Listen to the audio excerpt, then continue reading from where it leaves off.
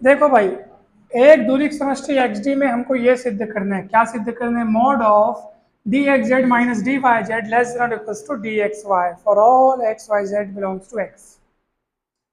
तो मुझे बताइए, क्योंकि एक्स डी दूरिक समष्टि है भाई, एक्स डी क्या है, तो उसमें त्रिभुज असमी का जो तीसरे नंबर का गुण था M3, वो बतलाओ और उसको लगाओ, तो क्या होगा देखो।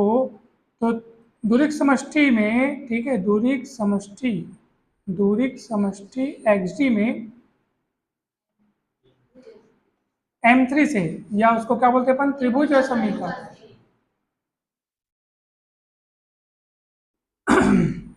तो क्या है देखो, D x Z less then और इक्वल, देखो एक्स जेड लिख रहे हो ना, तो मेरे को यहाँ पे एक्स वाई और वाई जेड है। कुल मिला के इसके और इसके बीच में कोई एक बिंदु लेना होता है, फिर यहाँ से यहाँ तोड़ो एक ठोक और यहाँ से यहाँ तोड़ो दूसरा, समझ में? ऐसे करना होता है। अगर मैं डी एक्स वाई ले लूँ ना, तो बीच में आपको जेड लेकर के d x z d z y कर देना होता है। नहीं समझ में आया क्या? बहुत सरल है, बहुत इजी है। तो देखो, तो डी एक्स जेड के लिए मैंने लगा दिया, और जो सिद्ध करना है उसके राइट साइड में क्या है देखो, तो इसको यहीं रोको, इसको इधर भेजो, तो क्या होगा बताओ, d x z minus d less than equals to d x y. Is it clear? बहुत बढ़िया। चलो, इसको आप दे दो नंबर 1, ठीक है? क्या बोलेंगे इसको, क्या नंबर 1 है, क्या है वो? समीकरण उसको बोलते हैं जब चिन्ह ये वाला लगा हो, ये असमीका है, इनइक्वालिटी। हाँ, समीका एक बोलेंगे, ये समीकरण नहीं है, ठीक है? क्या बोलेंगे, इनइक्वालिटी। और जब इक्वल रहता है तो उसको इक्वालिटी या इक्वेशन कहते हैं, है नहीं? तो चलिए, अच्छा सुनो ना, अगर मैं मान लो, जैसे आप लोग इसके लिए लगाए हो, ठीक है, त्रिभुज समीकरण इसके लिए लगाए हो, एक और त्रिभुज समीकरण लगाओ, अगर मान लो डी एक्स वाई लिखता तो क्या होता बताओ?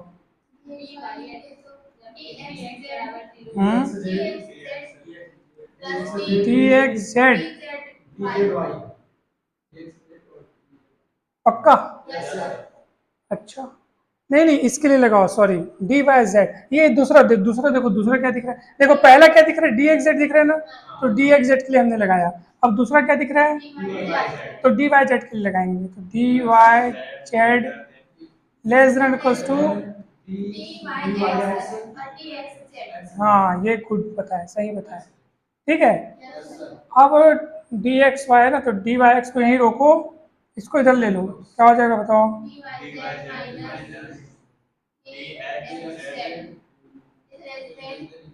लेस देन इक्वल्स टू, ठीक है। अरे, लेकिन एक्स जी दूरिक समष्टि है, और दूरिक समष्टि में M2 वाला प्रॉपर्टी क्या था, कहते हैं डी एक्स वाई बराबर, इसलिए डी वाई एक्स की जगह डी एक्स वाई रख देंगे। क्लियर है क्या? क्लियर है? बगल में कारण बता देना कि डी एक्स वाई जो है, चलिए ये हो गया।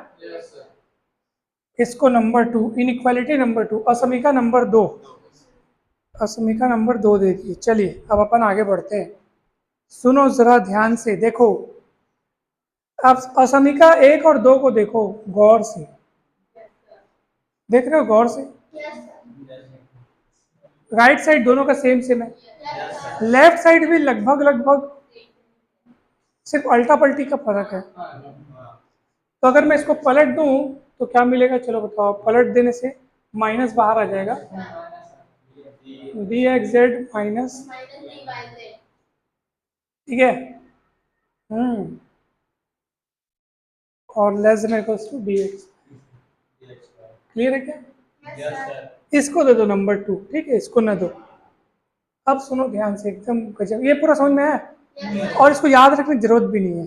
बताऊं कैसे, देखो ट्रिक क्या है, जो आपको सिद्ध करना है उसमें पहला क्या दिया है, डी एक्स जेड दिया है, तो आप डी एक्स जेड को इस तरफ रखते हुए त्रिभुज समीकरण लगाओ, और राइट साइड में क्या लाना है, डी एक्स वाई, तो डी एक्स वाई को यहीं रोक करके डी वाई जेड को पलटा दो, इसको नंबर 1 दे दो। अब क्या करो, फिर उधर देखो, फिर इधर क्या लिखा है, तो फिर से डी वाई जेड लेते हुए एक फिर से त्रिभुज समीकरण तैयार करो, फिर से उधर एक्स वाई वाला चीज रोक करके इधर पलटा दो, उसका डी वाई एक्स को क्या कर दो, डी एक्स वाई लिख दो। ठीक है क्या? हाँ, अब सुनो मेरी बात, एक सूत्र सुनो, सूत्र मैं आपको बता रहा हूँ। मान लीजिए क्या लिखा है, ये x, x is less than equal to a, क्या लिखा है, x इज,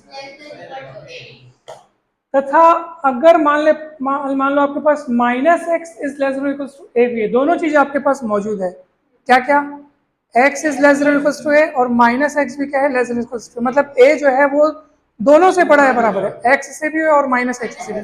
इसका मतलब ये है कि a जो है इन दोनों में से जो भी बड़ा होगा, देखो कैसे लिखते हैं इसको, देखो a x से भी बड़ा है बराबर है, a माइनस एक्स से भी बड़ा है बराबर है, इसका मतलब a इन दोनों में से जो बड़ा होगा उससे भी बड़ा है बराबर होगा, मतलब इन दोनों में से, ऐसे इसको लिखते जमा कर, इसको जमा करके ऐसे लिखते हैं, समझ में आया? ऐसा लिखते हैं।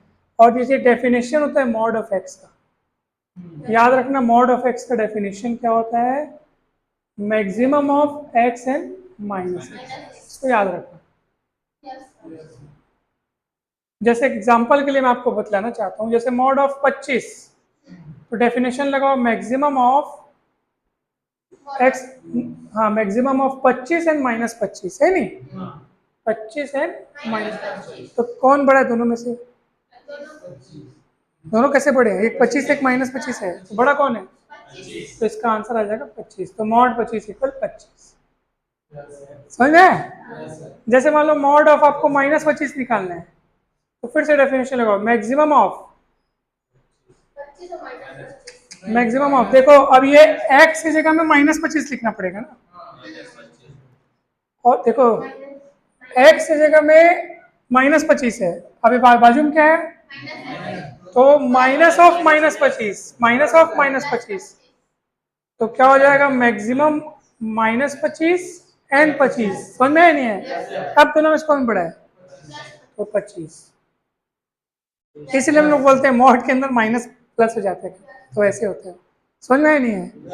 तो याद रखो कि अगर x is less than equal to a और माइनस एक्स भी अगर less than equal to a है, तो maximum of x and minus x less than equal to a, यानी कि mod of x less than equal to a, समझ में आया कि नहीं है?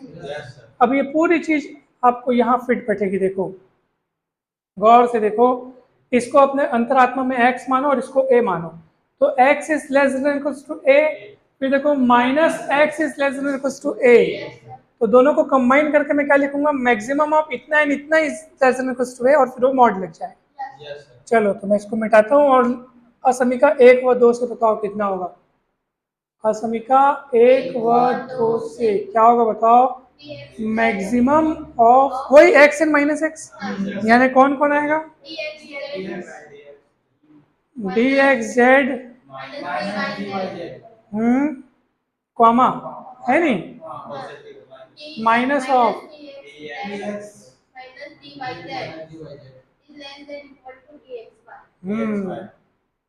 क्लियर है? अभी देखो ये x और माइनस एक्स, तो नीचे लाइन में क्या हो जाएगा, डेफिनेशन है maximum of x and minus x, क्या होता है मॉड x, यहाँ मॉड लग जाएगा D x z minus D, यही सिद्ध करना था, देख लो कठिन था क्या?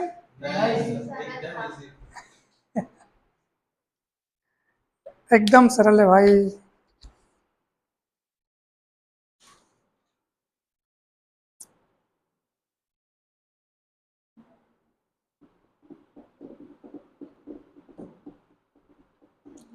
मैं आपको 5 मिनट का समय देता हूँ, उसका उदाहरण दूसरा समझ के बताओ।